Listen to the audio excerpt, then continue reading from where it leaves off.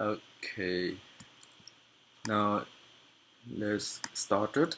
So today's topic is how to enhance our DNS, but like improve our privacy, because usually how does DNS work?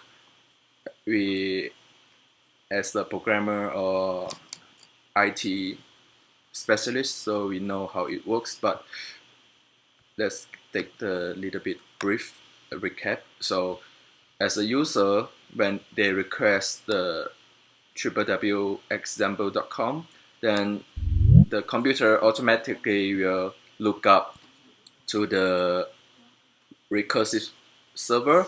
It's like in Taiwan will be the 中华电信, so the IP address will be 168.95.1.1, kind of like that. So if you request .com, so .com will be the top domain who controlled by the VeriSign company. So you will go to the root server. Root server will be the .com, .net, .org, .edu or something like that. Then they will push back the IP address to the authoritative server. Will request like google.com, and in Taiwan what the IP is. So like for example, example.com, the IP will be like this one. Then the computer will get the IP, then complete. Then user can surf the internet by this IP address. I mean, in the backend like that. So let's go to our list today. So there are two to three different problems that we face today, like privacy issues, securities, or freedom of speech or censorship. But today we'll focus on privacy and security. And what's about the privacy means in internet nowadays? So I searched on Wikipedia. It said internet privacy is the security level about our personal data on the internet, and it helps us to protect what the data we want to give to our provider or Google, Facebook, and what the data we don't want to share to others. So that's the privacy means. And internet security is like, in general, protection, how or something to protect our internet or our computer from attack, like hackers or scammers, like port scanning, like DDoS attack, something like that. So it's like, yeah, this definition for the internet security.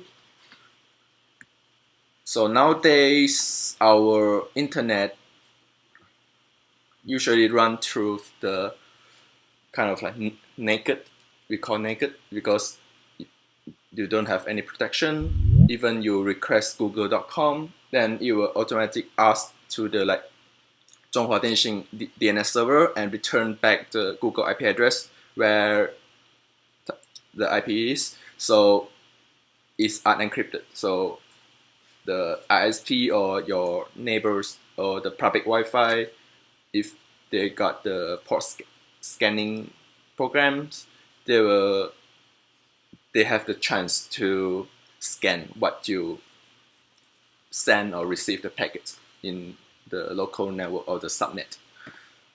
Okay, so there's also an argue in Americans between encrypt or no encrypt, because like telegrams or FBI, if there is a terrorist attack and the police, FBI get the iPhone from the terrorists, and but with the encryption, the Apple don't want to give them the backdoor, the key to unencrypt it.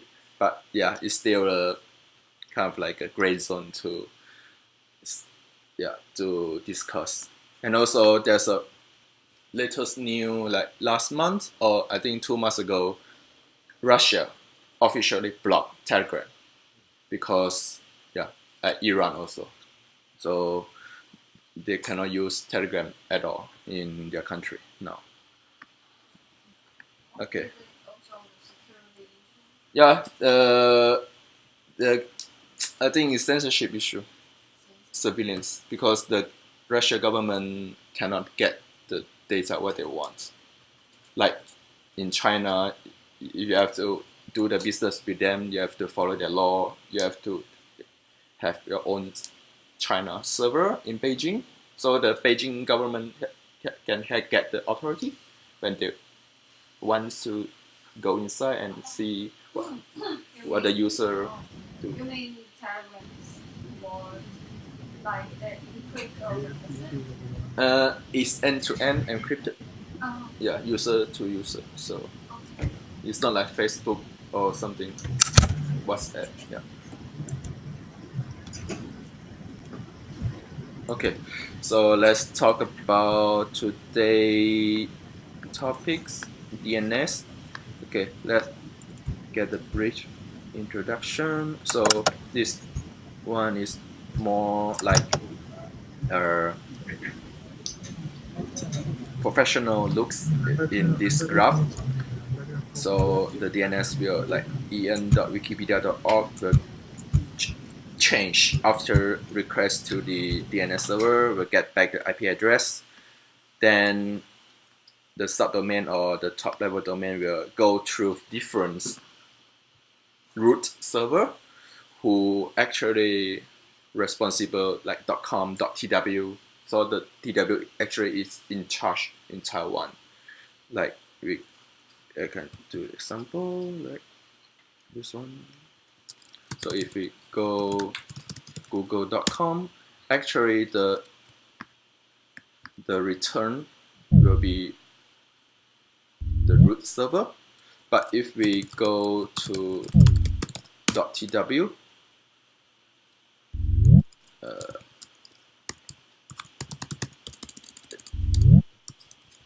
有放大吗？没有，没看到。Shit。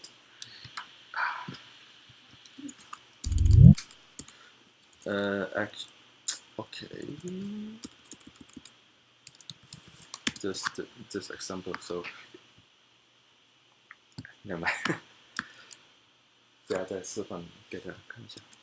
Okay, and we continue. And how the DNS can be exploited means like how others user or third-party users can see what you request, what you get from the ISP or something like that. So it means it's like a meal, and your data was packed inside the mailbox, but it's not fully like with the pin box or something. So they can easily just like damage it or crash it to see what's the data inside. And also another issue is a tracking issue. So like Facebook Analytica, Cambridge Analytica scandal 3 months ago or something. So actually they will collect more and more how to say 特征叫什么 I don't know, like your identity. If you go to like google.com and search for Marvel movies like 10 times a day, and the Google will record your IP address and what your browser fingerprint is, and also your cookies. So it will depends on the rate, the request rate per day or something like that. So kind of like calculate to make a unique identity of you. That means the computer. Okay. And also another one is spoofing. Spoofing is like phishing attacks. I think it's like if you go to PayPal.com or you mistype like PayPal the L into PAI.com, and if you get snooped from third-party DNS server, they will automatically redirect the IP address to the wrong one, the fake PayPal.com like that. So if you key in your personal data and you got scanned, okay. And how we fix them? One solution will be the use third-party trust recursive resolver. It's called TRR. This definition is from the IETF organization, who in charge to plan the features and the spec of the DNS for the world. Like JavaScript is the ECMA foundation or something like that. Yeah. So for DNS is IETF. Okay. So there's two, I think, two to at least we have 4 to 5 actually, but I will choose here for better support, speed, and security in the same point. So one is Cloudflare, another one is Quad9, and Cloudflare come with a CDN network. So in Taiwan or actually most around everywhere the world, you can get the fastest speed, okay, by CDN. If the site you serve, they have implement the CDN service, so you can get the good latency, okay. And Quad9 is not yet good in Asia, but in Europe and US, pretty smooth. We can go ping. We can try to ping the address and try to see at least in general how is the how like which area they already implement their server for the local user. So now 1.1.1 is the Cloudflare. So like in Canada, US, and the European countries, Asia, actually you will get not more than 20 milliseconds, but here is in China, so actually they don't have the server in China, so we don't have to bother them. So Singapore, Tokyo, and you get one something, and Russia, because they don't like how say welcome this kind of US company, so they don't have the CDN inside. And Quad9 also.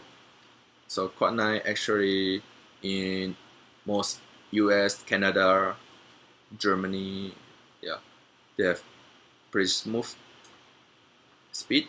But in like Tokyo, because they don't have the server in Taiwan, Hong Kong, even in Macau or Japan, so actually the everything is redirect to Singapore server. They have kind of like server in Singapore. Okay, so let's come back.